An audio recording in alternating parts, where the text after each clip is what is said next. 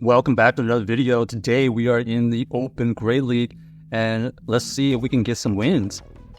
So we're going to be trying out the Shadow Typhlosion paired with the Mantine and the Cresselia in the back. We had a decent lead here. They switch out into the Annihilate, but we're going to go into our Mantine. Mantine here is going to be able to beat this Annihilate if we can get to double arrow aces here. This ensures that we are going to get the KO or get a shield here.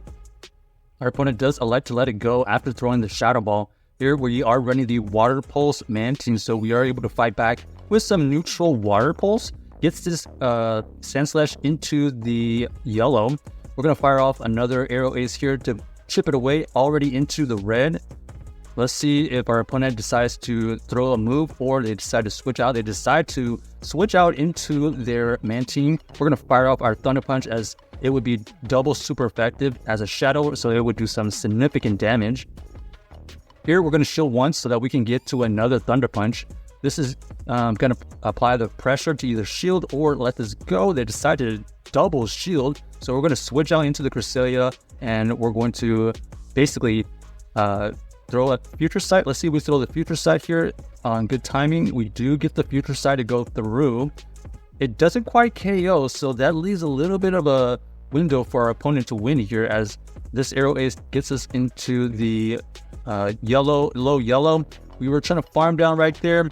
We do not get the farm down. They throw another arrow ace. It does get us into the extreme low red, so we're going to fire off this Grassland as soon as they switch, and we are able to farm down the Mantine with our Cresselia at the end. So GG's to our opponent, able to win that game. Luckily, the Shadow Typhlosion absolutely put in work towards two of their Pokemon, their Mantine and their Sand Slash.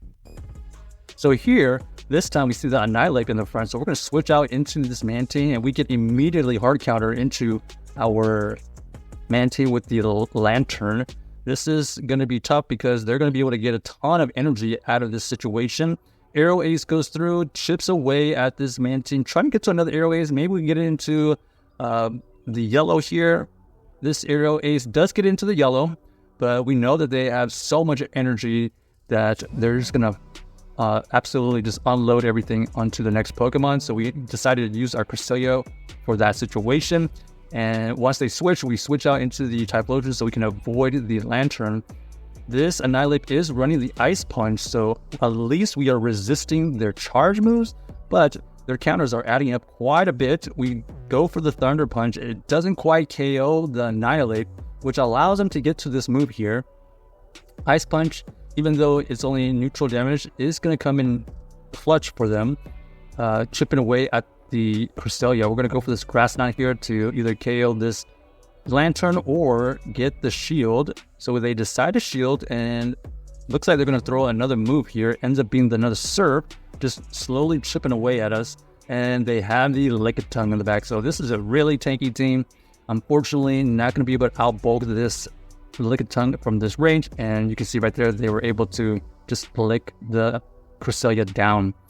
Not a lot of play there, as there was no way for us to farm that Lantern at any point, so that was just a tough situation. Here we got the Sableye versus this Typhlosion. We are doing some tremendous fast move damage with our Incinerates. Just the Incinerates alone have gotten that Sableye into the 50% mark, but they decided to switch out into their Greedent. We fire off a Blast Burn. Blast Burn does probably 80% to this Greedent. We are able to farm down after investing shields.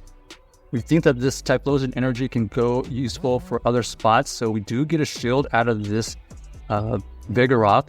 Vigoroth here does tank the Thunder Punch, and then we're going to switch out into our own Cresselia. Cresselia here is going to be able to tank these moves. However, it's going to be very difficult to farm down, so they decide that they're not going to allow for us to happen, so we're just going to throw this Grass Knot towards this Sableye. Sableye is going to be able to reach this Foul Play. Does it KO from this range?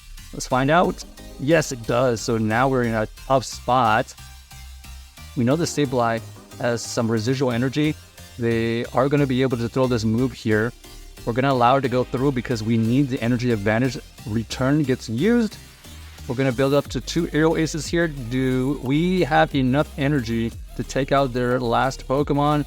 And unfortunately, Vigoroth already had a move and they win CAP ties. So GG's to our opponent, unable to beat that Sableye Vigoroth core, unfortunately. Yeah, if we had maybe caught a move somewhere, or we didn't tank that move on our Mantine, maybe we would have had a chance.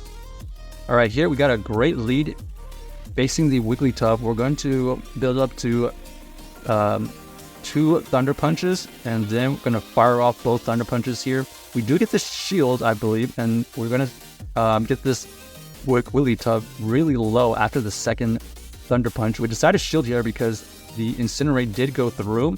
Our opponent does come in with their Bastiodon, so we have to go into our Cresselia here. The Cresselia Bastiodon matchup, we just have to make sure we throw on great timing. This Grass Knot here is going to only chip away at this Bastiodon. I would say only like 5 to 7% right there, if that. But we're going to try to do our best to get this low enough so maybe we can farm with the Mantine, or maybe just take out this Bastiodon outright.